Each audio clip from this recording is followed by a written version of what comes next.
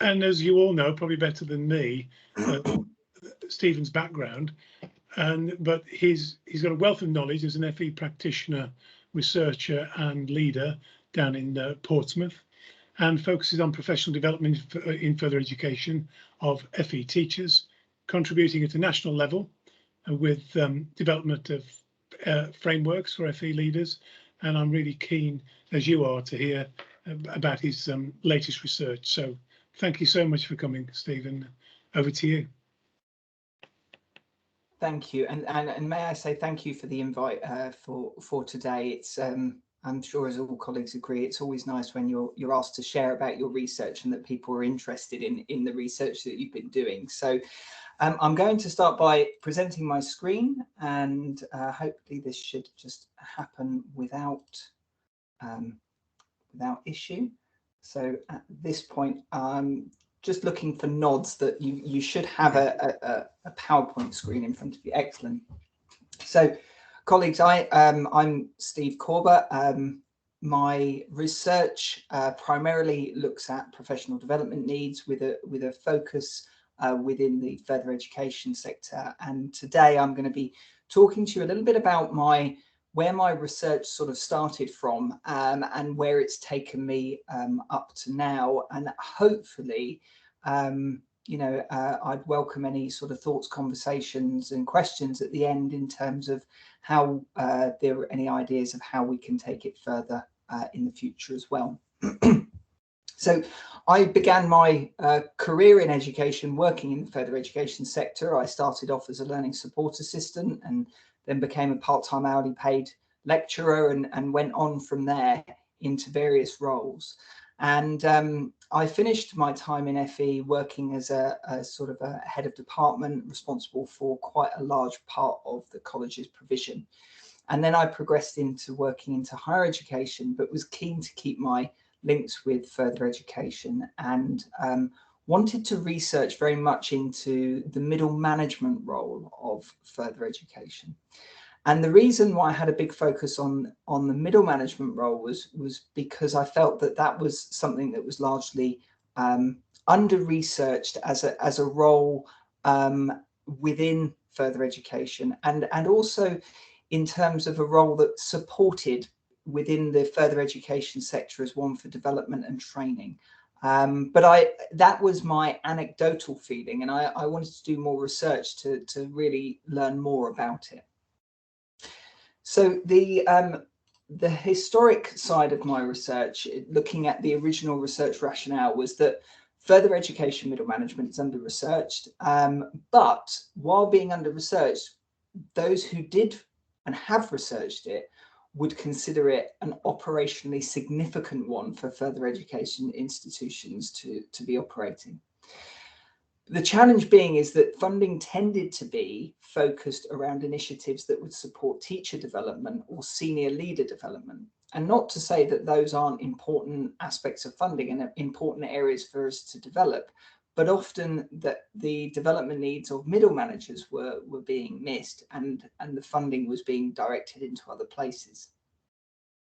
And there are colleagues who have researched in the area and would highlight that those moving into middle leadership positions often sort of did so without any prior experience, and it was kind of like an on-the-job training, this concept that perhaps because you're a good teacher, you would be a good manager of teachers, which, to be fair, there are people who are good teachers and do become good managers of teachers, but the two aren't necessarily inextricably linked as I thought. And as I'll speak later on, there are actually some linkages and some transferable skills, but there are also some challenges around value sets as well and priority shifting that exist also. Now, when I started the research, actually, the original thing I wanted to do was identify what were the training needs of middle leaders and those working in leadership positions within further education. But what I quickly became aware of is that if you're going to identify somebody's training needs, you need to identify what are the expectations of the role that they're setting out to fulfill. And this was not present. there was a lack of expectation in terms of you are going into this middle leadership role and these are the expectations of the role. And while we can say there are job descriptions and so on and so forth, these vary from institution to institution. And so the expectations vary. Whereas if you compare it to, say, teachers, where we have the professional standards for teachers that were launched in 2014, there's a set of consistent expectations that sit across the sector, which inform the development of teacher training programs and further professional development that goes after initial teacher education. So the comparable set of expectations didn't exist for middle leaders and for leaders generally within the further education sector. So I started by looking at, well, you know, what does management theory tell us about management and leadership? And, you know, does this help to inform us in terms of the way in which we look at things? And those of you who are familiar with management theory will, you know, recognize the kind of the historic timeline that I set out here, you know, starting off with the scientific management areas and moving on into more nuanced theories. You know, that idea that initially the way in which management theory came about was about creating greater efficiency and meaning that productivity was very good. And the way you did that was by almost taking somewhat mathematical solutions to situations, and that evolved into, over time, understanding that, you know, people are involved in systems and actually we need to be cognizant of how we support staff to undertake their roles. And then even to further nuance to say, actually, there's a big factor about the organization's culture and the systems and processes and hierarchies that exist within that culture, as well as what takes place outside of those organizations as well, you know, and the systems that they're operating in externally. Because I was looking at the expectations, where management theory started to take me was into competency theory frameworks, and I've listed a few here. But there became an inherent limitation with all of this, with both the management theory and the competency frameworks. And that limitation was that it lacked context. All of these were generic in terms of their approach. And often, in many circumstances, they were derived from essentially a private sector basis of experimentation and theory. And so they were seeking largely to adopt, you know, ways of increasing product efficiency and income generation. Now, this is not to say that public sector or education can't learn things from the private sector. Absolutely, there are things that can be learned. However, we also know, if we look at further education theory, a lot of research that took place post-incorporation highlighted real challenges with certain institutions taking on a very private sector managerialist approach, and that being to the detriment of the quality of education and also staff and student experiences. So I think for me, there was an element of we need to tread with caution here. If we're utilizing theory that's been derived from a private sector approach, let's not repeat the mistakes of the past. One of the frameworks that I really attuned to was presented by Deardorff et al. And the reason it was very interesting was that it actually took a sample it was based in the US, and it took a sample of, I think it was just about 8,600 managers across a whole variety of occupations, of which education was one. And they derived a conceptual framework. But what they highlighted with their framework is that the only way it would work is if it was contextualized to the role in which it was being applied to. And this, to me, became a thread throughout my research, that contextualization is key when you are developing a set of expectations. And that this became something that, for me, challenges a lot of the competency frameworks and the generic management theories that exist, because a lot of them seek to apply a theory across the board in terms of management and leadership, and don't always consider the context in which a manager or a leader is operating in, both at an institutional level, but at a sector level as well, and a subject area. So what I sought to do was take the competency framework presented by Deardorff and synthesize it with the academic literature that sat around further education, middle management. And the challenge I had here was that while there are colleagues who are excellent researchers and active researchers within the field of further education leadership, we are a little bit few and far between. And I know that colleagues on this call will recognise that themselves as well, because you can pretty much say that at one conference we would all come together. There aren't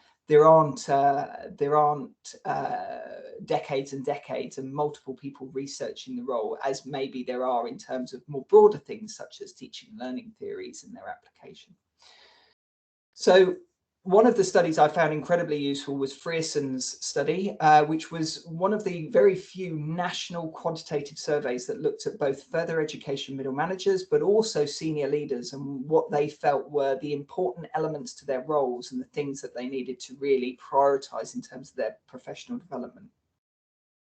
But I also drew on other studies and more qualitative studies, which I've listed here, where they look at the challenges that were faced by the roles and that issue around the evaluation of the performativity culture that suddenly existed within FE, particularly post-incorporation. But also looking at colleagues who had researched the role to gain a deeper understanding of what was expected of the role and, what were the really values, attributes and skills that were needed to undertake the role. And I also gave an acknowledgement to where the role was going to, and colleagues such as Lambert, who highlights that there is a need to succession plan. And in actual fact, anecdotally, from the conversations I'm having with FE institutions today, you can see that there is a real challenge in recruiting senior leaders and CEOs for colleges, and that perhaps part of that is that pipeline and that facilitated through the succession planning and the development of our middle leaders into senior leaders, into CEOs, has not been as effective as perhaps it could have been. Mindful that colleagues always like to know, well, how did you construct your study? Just to briefly, the study methodology, using a mixed methods approach and a critical realist philosophy, which was widely debated and discussed when I was putting it together. I utilized this framework of firstly creating a draft literature-informed framework by taking Deardorff's competency framework, FE literature, and synthesizing the two. I then sought to test that by sharing it through an electronic survey that went nationally to those operating in middle leadership roles to get their responses in terms of their framework. The plan was to refine the framework based on their findings and their feedback, and then go out to a second stage where I would ask HR managers in the FE sector. So the idea was to gain greater validity by asking both the people who undertake the role and the people who recruit to the role and help support and develop those who are in the role. And that would then give me the resultant framework. Now, today I'm not going to go through the whole of the framework, but what I thought would be interesting to colleagues is to talk about some of the key findings that came out of this research, some things that I thought were incredibly interesting and pertinent, and how that then informed the framework's development itself. The first thing is there are colleagues who have identified that there is an inconsistent approach to the training of middle leaders within the further education sector. And my research highlighted from the responses that only 49% of respondents were in possession of a management qualification. And I appreciate that a management qualification and management training can be two different things. But in the fact that half did and half didn't, in itself was demonstrating an inconsistency in how training and development is approached. And I should highlight here, I wasn't asking for high-level management qualifications. I was talking about a level 4 qualification or above. So a level 4 management qualification or above.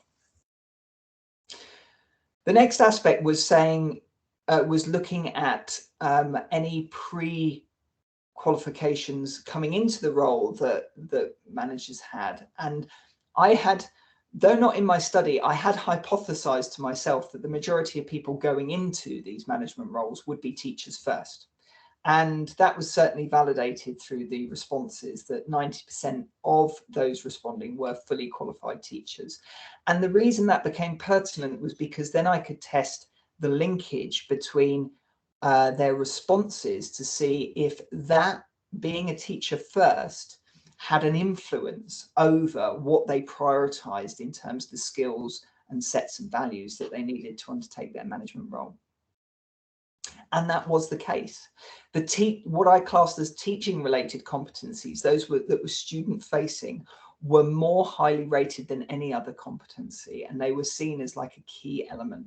But interestingly, those people who weren't qualified teachers first also rated those competencies highly as well.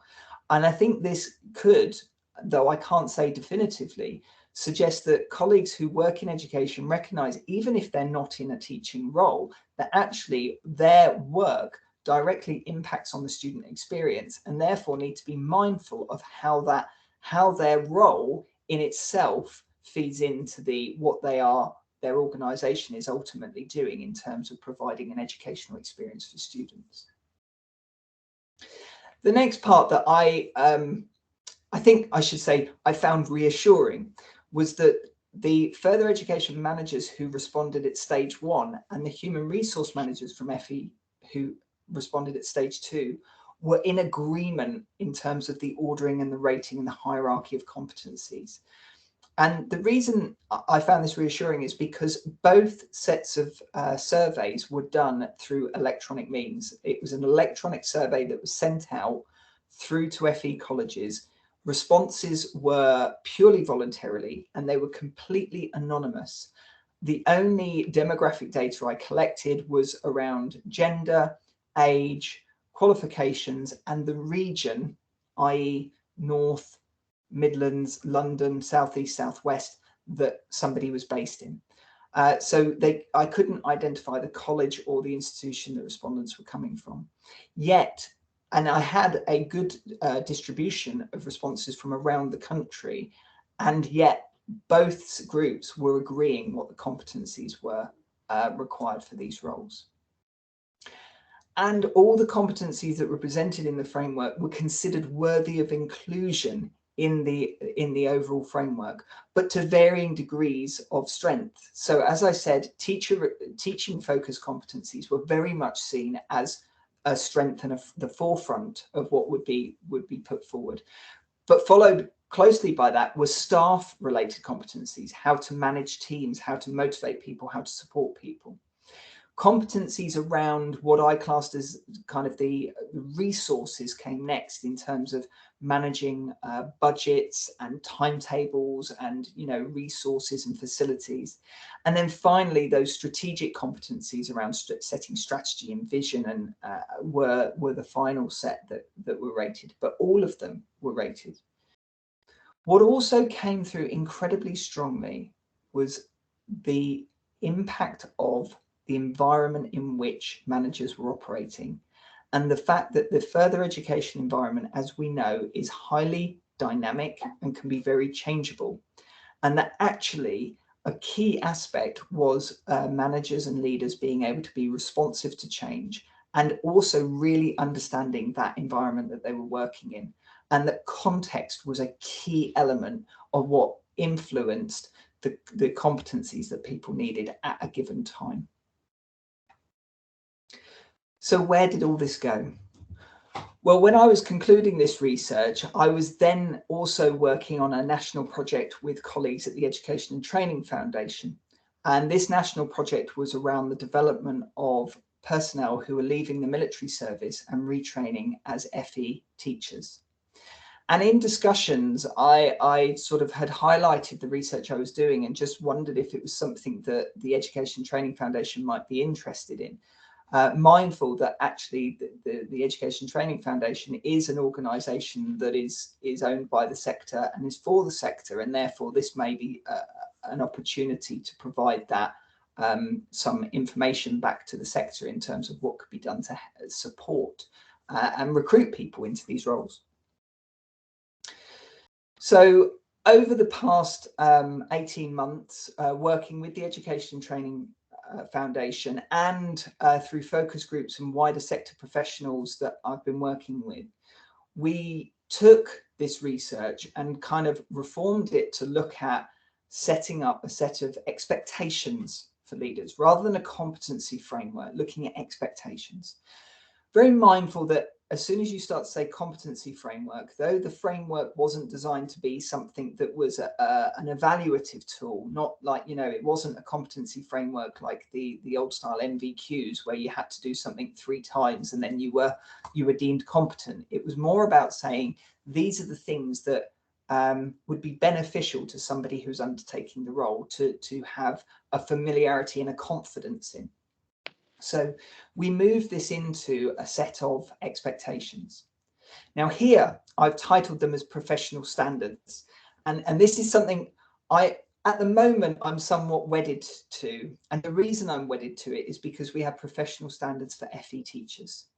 And I think if we have professional standards for our FE teachers, then we should have professional standards for our FE leaders, because otherwise what we're in danger of doing is creating almost an us and them situation where there's one set for teachers and there's something else for leaders. And in actual fact, what I wanted to facilitate was an opportunity to create that pipeline and succession planning. And that's why you see there's actually different standards, again, thinking about the context of the role, not just leadership in FE. And so the standards that are being developed are for aspiring middle leaders. That's people who aren't in a middle leadership position, but it's something that they're thinking about doing. And it sets out expectations and things that they may wish to embark on, that when an opportunity arises, they may feel ready for that opportunity. Very mindful that many middle leaders kind of felt that coming into the middle leadership position was a bit of a baptism by fire, as maybe the term coined from time to time from those respondents. And so actually having something that is a bit more preparatory would be of use. It's a framework for middle leaders, one for senior leaders and one for CEOs. And the idea was that between each of these sets of expectations, these professional standards, somebody could progress through, and as they became more confident at each level, it would start to migrate them into the next level potentially. Where we use a sort of a standard format for the professional teacher standards, where they are framed under 3 categories, again keeping those 3 categories for the leadership standards as well, so it maps across. And all of these would then be supported by the Education Training Foundation's Leadership Excellence Framework, which provides resources to support leaders, firstly to self-identify their areas of confidence and their areas where they want to develop further through a training needs analysis platform, which I can talk a little bit about later on, but also through illustrating how others did it. So I interviewed several people undertaking these roles and built case studies to illustrate how colleagues had developed and showcased their expectations over time.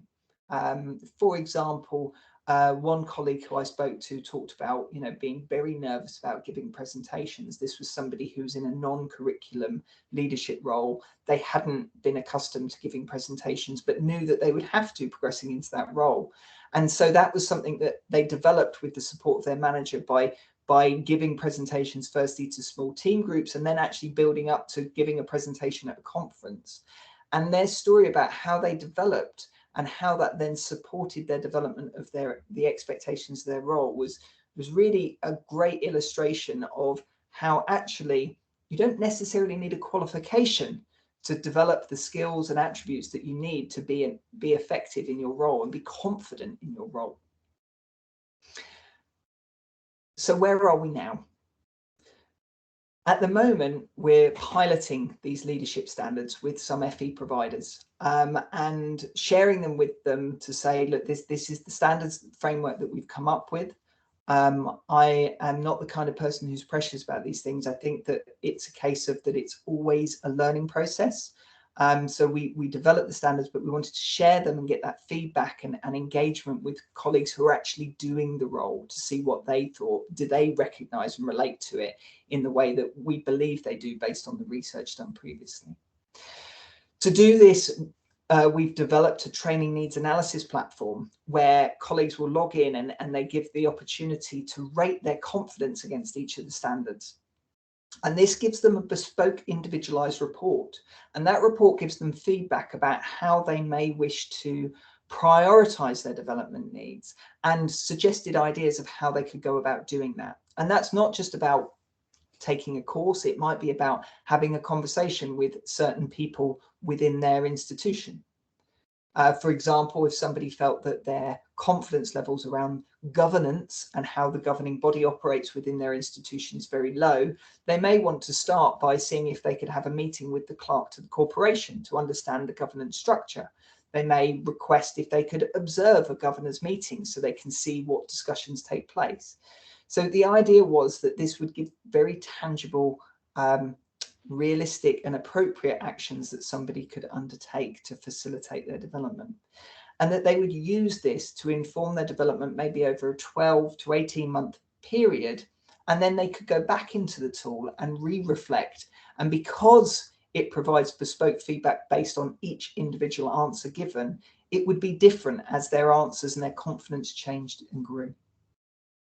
The other aspect is to develop case studies of how then institutions have taken the standards and utilized them to inform the development, recruitment, nurturing and succession planning of leaders within their institutions. So that can be shared across the sector to give other institutions ideas of how they may wish to go about utilizing these standards.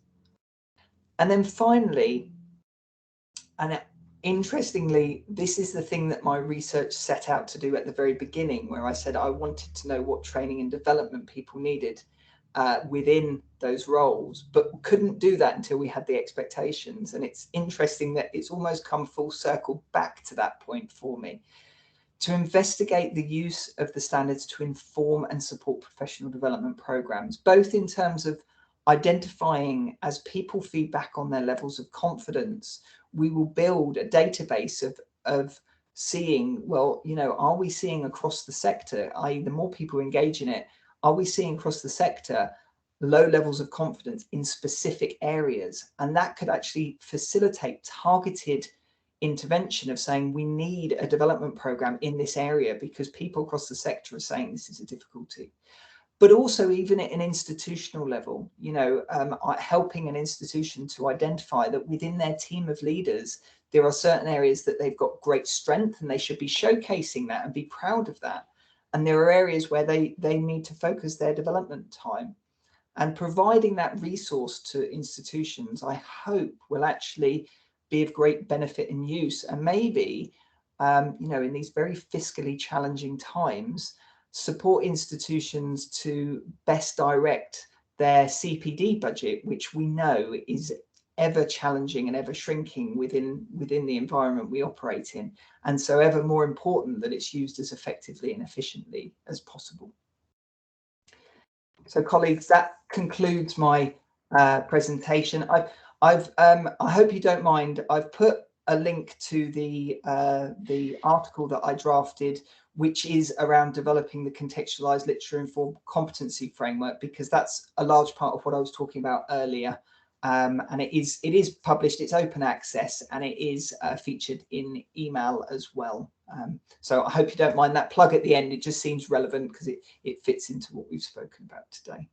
Happy to take any questions or reflections. Thank you. Well, thank you so much for that, Stephen. There's so much in there for us to unpack, and colleagues who've been researching middle leadership in particular will have lots of observations and questions. And before I move on to the questions and observations, just a quick welcome to those who joined us just after we started. It's good to see the names there, and I hope you've got some questions as well and observations for Stephen. So over to you all, please. There's not many of us, so I'm sure we can shout out as required. Who wants to go first?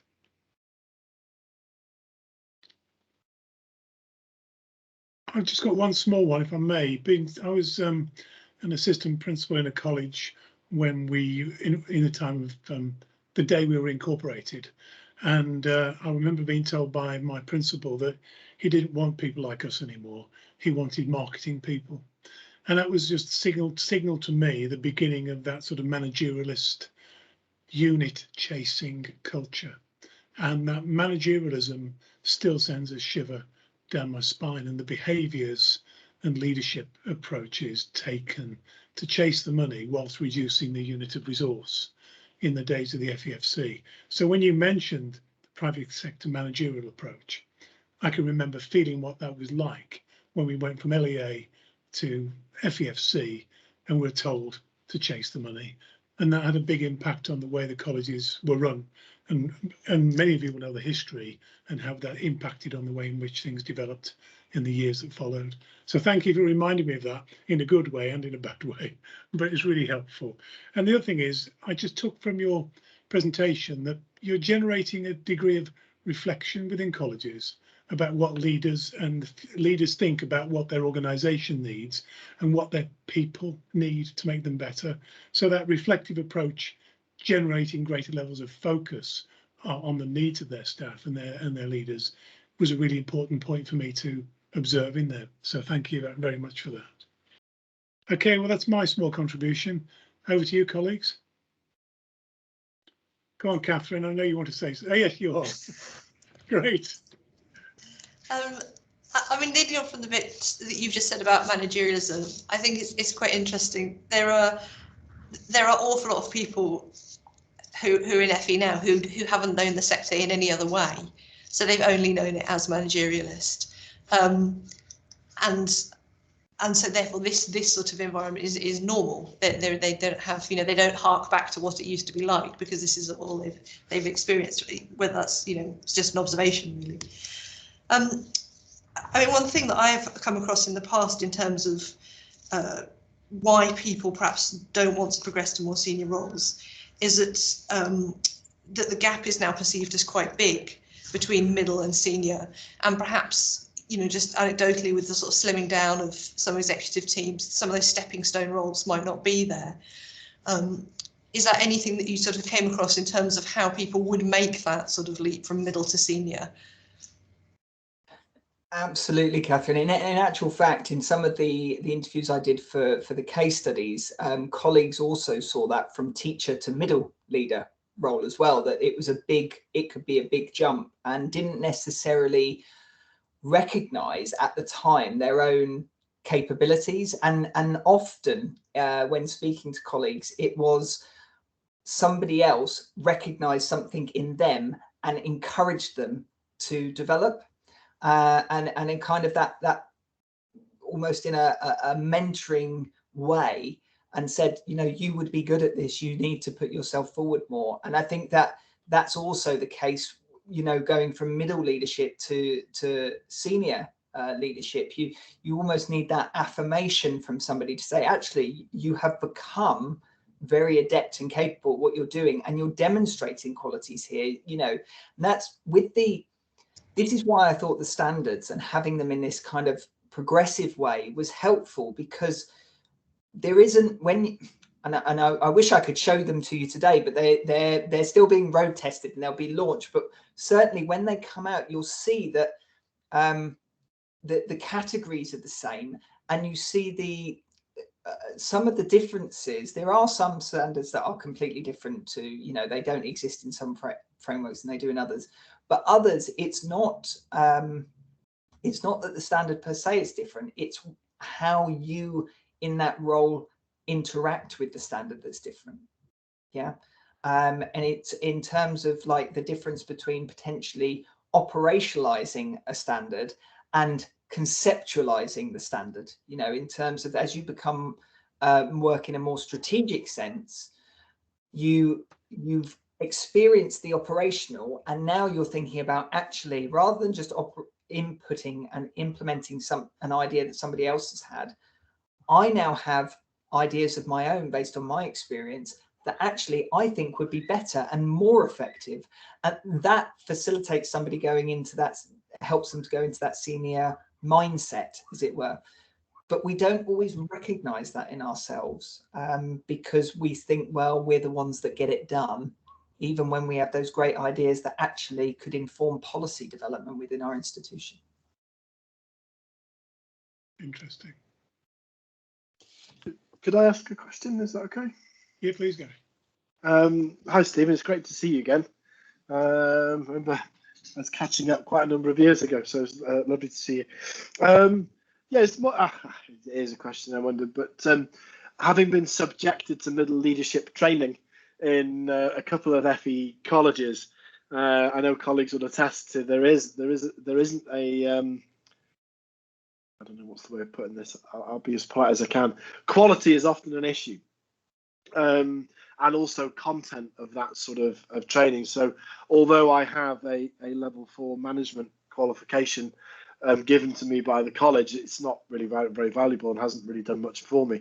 I wondered if there's any sense, as you were doing your research, about the sort of quality of the management qualifications and training that was given, as well as the sort of amount of it and how widespread that was, and what your thoughts on it were, really.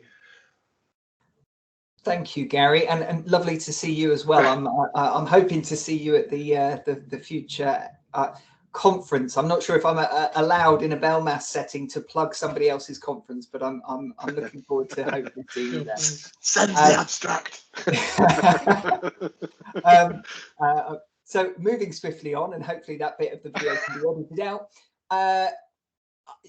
What I avoided doing was getting colleagues to evaluate their performance in the study. However, what I did find, which links to your question, which was incredibly interesting, was there was a correlation between those who had, because we had, 49% with management qualification, 51% without, we could do some statistical modeling on that. So I did, and it was really interesting to see that the people who had a management qualification, the level in which they showed the importance of the different competencies was only different in terms of the knowledge-based competencies, and really only the knowledge-based competencies that sat around things like employment legislation, and financial regulations, those types of things.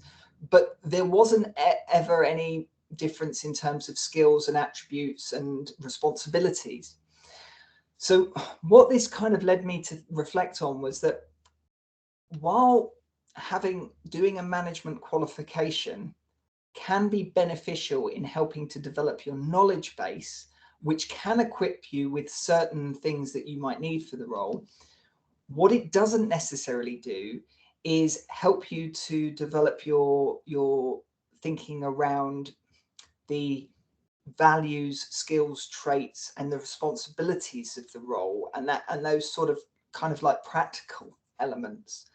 And this is why one of the things I reflected on is that, yes, it's useful to have a qualification because it does develop a certain element of your competencies, but it doesn't do everything.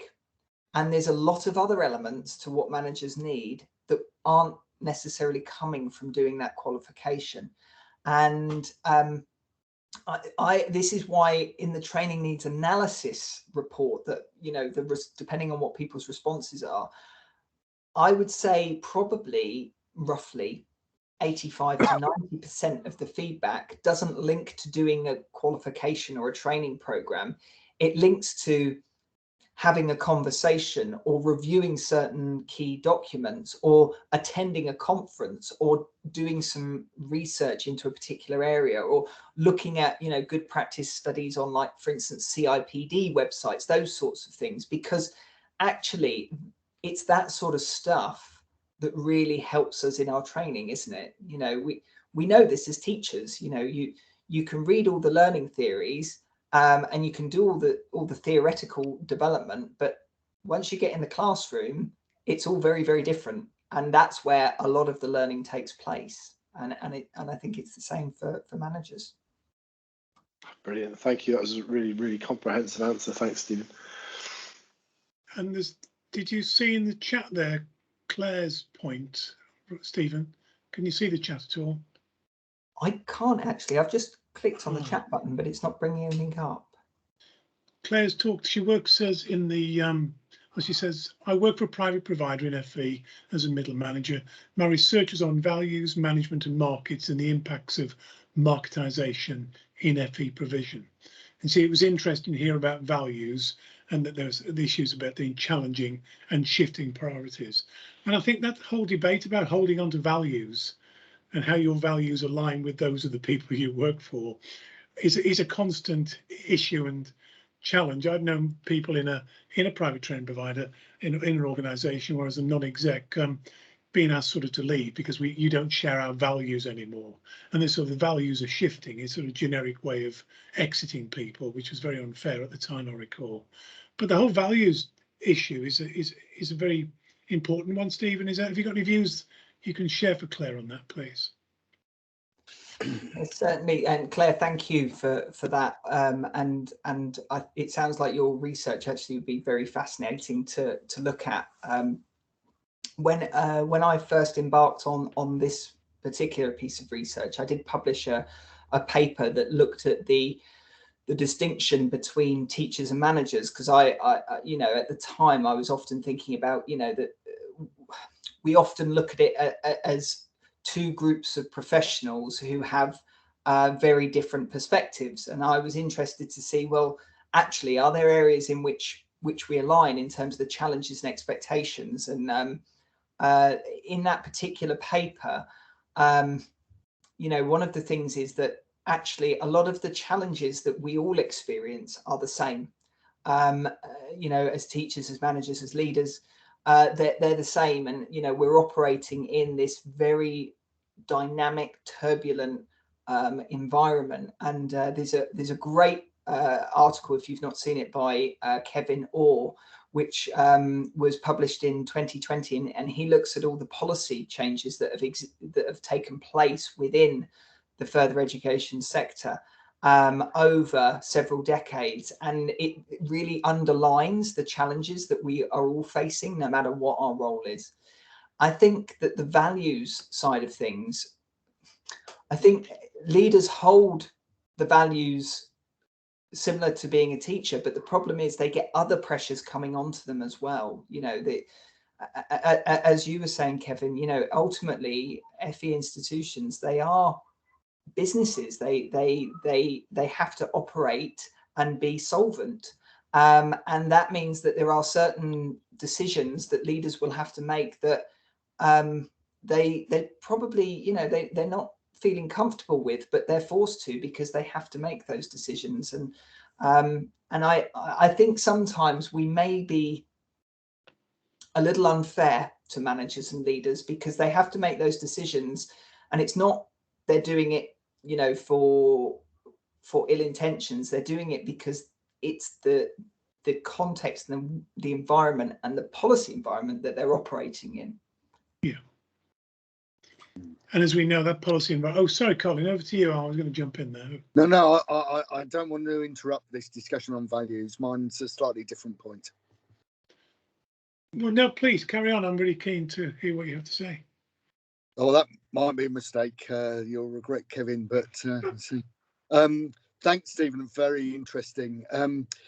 It was interesting how you're mirroring the professional standards models for teachers. And one of the things that researchers struggle with in those is the concept of a dual professionalism. And you hinted at that duality in your work between managers and teachers. I'm not sure if that's had its day in terms of teachers, but is it a thing in your middle manager work? I did a modest piece of work for the same clients that you've mentioned about middle managers' competencies in maths, and it appears that the maths discipline was a really important part of their management and their teaching expertise. So those triple perspectives made the best middle managers of maths really effective boundary spanners in understanding the perspectives of teachers, maths as a discipline, as well as the management skills as well. And that struck me in that that middle space is probably the most sophisticated of all in a FE situation, but perhaps the one that's most under supported and resourced. So I'm interested in exploring. You hinted at it in your very early part of your present about the sector specific aspect of middle managers. Thank you, Colin. I completely agree with you. You know, the dual professionalism is a real challenge for teachers and for managers, and it almost shifts as well, because, as you say, it becomes this perspective in the fact that you're a subject specialist, you're a teacher, and you're a manager, and you know how those things converge. And I think with we're seeing more of the dual professionalism. It's kind of, I could be wrong, but I've got a sense that there's a bit of a re-emergence, particularly with T levels, because now there's this idea of bringing, you know, really getting industry experts in, and then how does dual professionalism work in those contexts as well. In terms of the standards, one of the things that was quite widely discussed, but from a middle leadership point onwards, one of the standards is around developing and maintaining knowledge and understanding of contemporary educational pedagogy that's relevant to the area that you lead. And I got a bit of pushback on this, because they said, well, does that mean you're having a set of standards for curriculum managers and a set of standards for non-curriculum managers? And I actually said, no. I think actually we have at an aspiring middle manager level, there's a non-curriculum and there's a curriculum, but from middle manager onwards, because I said it's what's relevant to the context in which you're operating. So if you are a finance manager, for example, you might not need to have a Cert Ed and QTLS and advanced teacher status, but actually it probably wouldn't be a bad thing that you've done an award in education and training, because you're going to be supporting your team members. So a knowledge of how to support and develop people in your team is a good thing, but also it translates to the environment you're operating in as well. You then, when teachers are saying we need this, you understand the context in which they're coming from.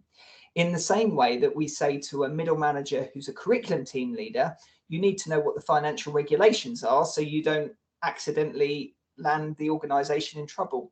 So I do agree that there is this dual professionalism, and I think it does become more sophisticated and complex the more senior you become, because you are like adding lots of things to your sort of, forgive the notion, but your toolbox of skills, because you're having to be many things to many different people.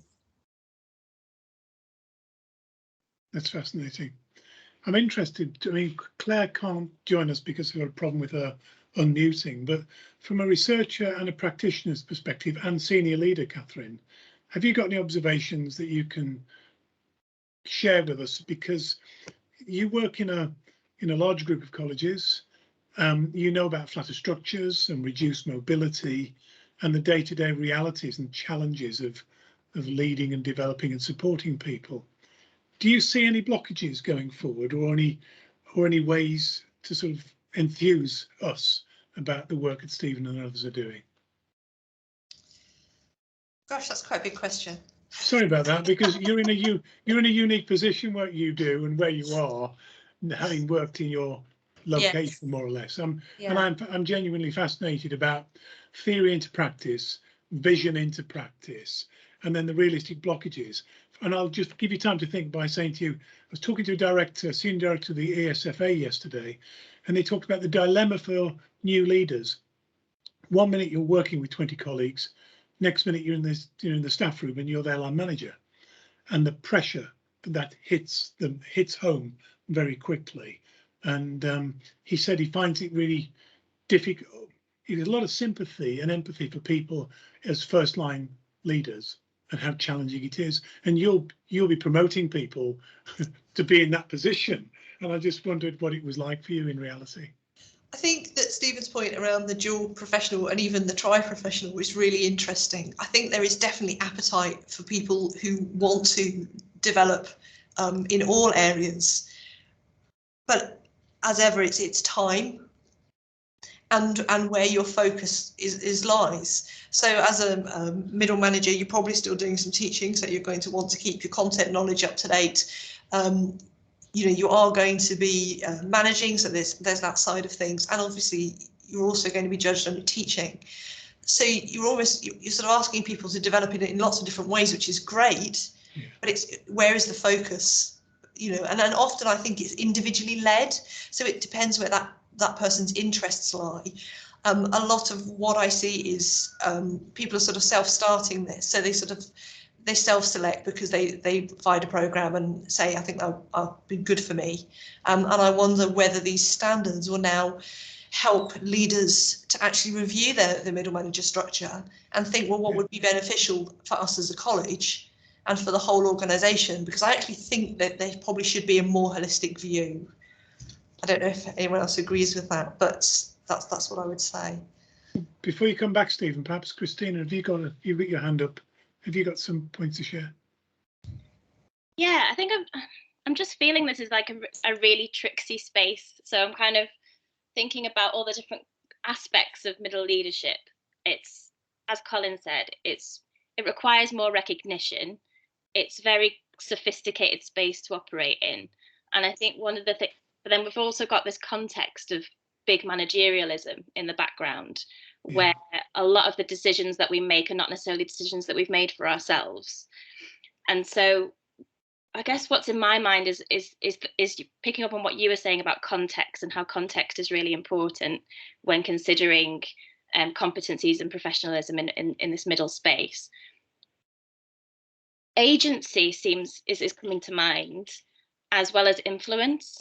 So the small pieces of work I've done around working with kind of some people in these middle leadership roles is that as much as we say they need to be really flexible and responsive to change in a very dynamic environment, you can also see the flip side of that argument is actually it's always more of the same. The way people deal and respond to changes tends to be the same and quite formulaic. So I'm just wondering if you get a sense of the extent to which people did feel they had agency and influence, and what those kinds of contexts look like that facilitate that. I think it's a really interesting point, Christina, because I think it's dependent on colleagues' institutions. I think there are different approaches in different institutions, and that's part of what we were talking about in terms of the inconsistency in way people are trained, but there's also an inconsistency in experience as well. And I think that's partly because of all the policy churn that we experience. Institutions are constantly trying to identify how they need to respond and do it in different ways. I think there are elements where people potentially feel they're sort of handcuffed to having to do certain things in a certain way because of that. But I think there are also, and there were some case studies where there were some really lovely examples of people who had been basically given the autonomy to make certain decisions and lead on new initiatives. And they felt incredibly empowered by that. And in actual fact, it had benefited the organization significantly.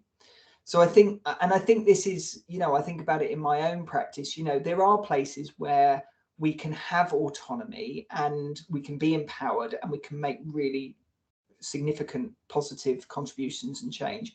And there are other things where we just kind of we have to do it the way it's been prescribed, and some of those things are standard transactional things and some of them are resultant of the environment that we're operating in. Thank you. I think, Christina, that point you made about agency is really important, and about the constraints upon agency, Stephen, that you've highlighted. And Gary mentioned some of the leadership courses that we've all had to go on at times, prescribed, bit functional, not particularly helpful. But thank you for that. Gary, back to you. Yeah, just a brief thing, and it's just on the back of something that Christina said there. I wondered if you got a sense of the distinctions being made between management and leadership. and if the two terms are being used interchangeably, and if not, if how it's being, I suppose, how it's being recognised. Do you know what? I don't think I can ever get through a No. presentation or a journal paper without being asked to what my opinion is the difference between management and leadership. Thank you, Gary. You have made sure I'm not disappointed. I have a particular view. My view is that leadership is not something that somebody is appointed to. Management is a thing that somebody's appointed to. Leadership, and I've always said, you know, like personally, I don't consider myself a leader. If people whom I manage and work with sort of follow me in a certain direction and regard me as a leader, then that may make me a leader, but I don't make me a leader.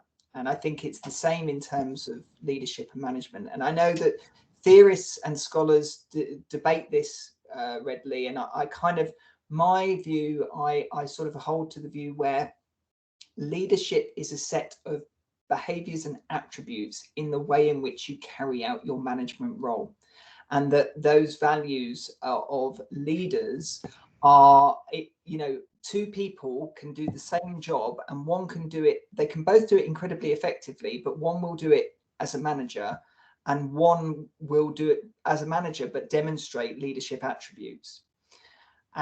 So when writing the standards, it was quite challenging, because I think there's always a want to badge things as leadership, yeah, because it sounds better than management. Management sounds, you know, nasty and being done to, and leadership sounds aspirational and wonderful.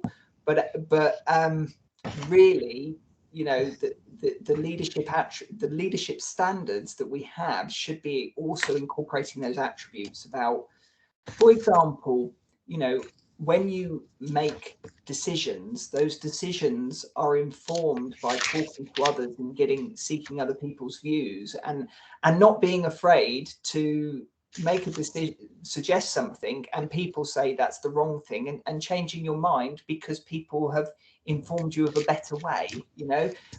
So it's those sorts of values and the way in which you approach the role, I think, that makes you a leader. But that is my opinion, and I know some scholars will agree with me and some scholars will disagree with me.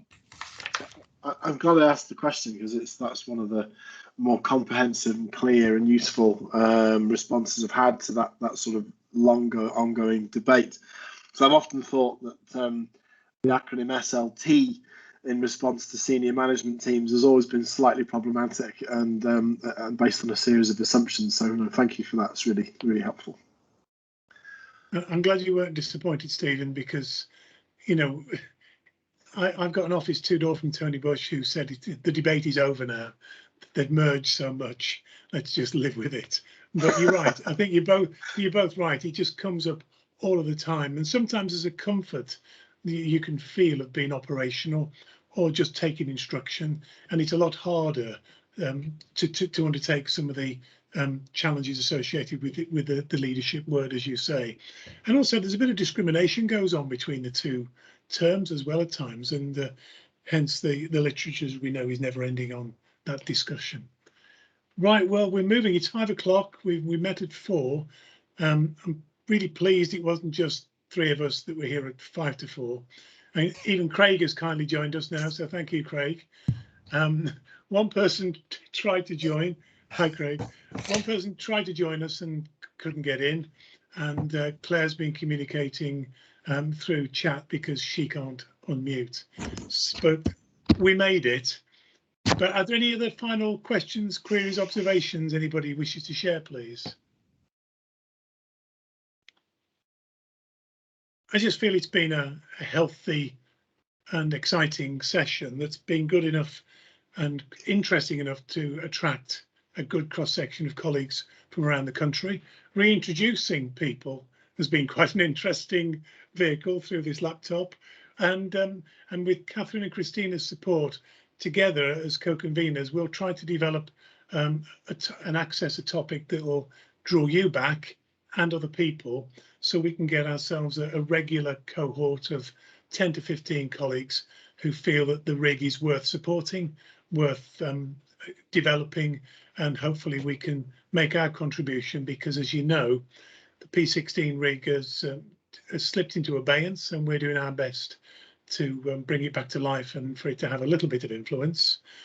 But for me, selfishly, it's been a privilege listening to you, Stephen, today, and I'm a bit reluctant to share some of the work I've been doing of late, but I may have to send you the email I sent to Christina and Catherine yesterday, because I did some work on middle leadership, but I may hold back a couple of days where I have the confidence to send it. But thank you so much. I'm looking forward to seeing how this all rolls out and when it becomes more public about the standards and what case study colleges feel about the work as it develops. So thank you all so much for being here. The recording will be there for us all to view. I'll get it put into another format to get to BELMAS, and then it goes out to the membership and see what they think of it as well. So thank you all so much for your time, in particular to you, Stephen. Thank you. Thank you, Kevin. It's been a real pleasure. And once we have the go-ahead on the standards, I'll send them to you so you can distribute them to colleagues who are here today. Because I'd be happy to do that. That's really kind of you, and thank you, Christina and Catherine as well. It's wonderful. And if it's possible, I'd love to be invited to the next meeting to listen to future presenters, because Yeah, well, I'd really appreciate that. I've got your names now. All you can do is delete us. You're in until you don't want to be. But thank you. Good to see you all. And time for a cup of tea, I think. Thank you. Thanks, everyone. Thank you. Bye-bye. Good night. Bye-bye. Take care. Thank you. See you, Kevin, Craig. could I have a quick word, please? Yes, That's Craig, right. I'm here. Yeah. Thank you. Hi, Craig. Good afternoon. I am so sorry for being so late. No, don't worry. To the extent that I missed the vast majority of that, and I sincerely apologise. I was. Please don't. Please don't. I mean, I just say this to you. I've been so nervous about today, having done a presentation myself yesterday for AOC, and we're at 5 to 4. There was 3 of us, yeah, and a guest, and at the end we had 9 or 10, and including people who couldn't get in. And because Stephen's generosity, it's quite emotional to me that we've got to this point. So I'll just stop recording at that point.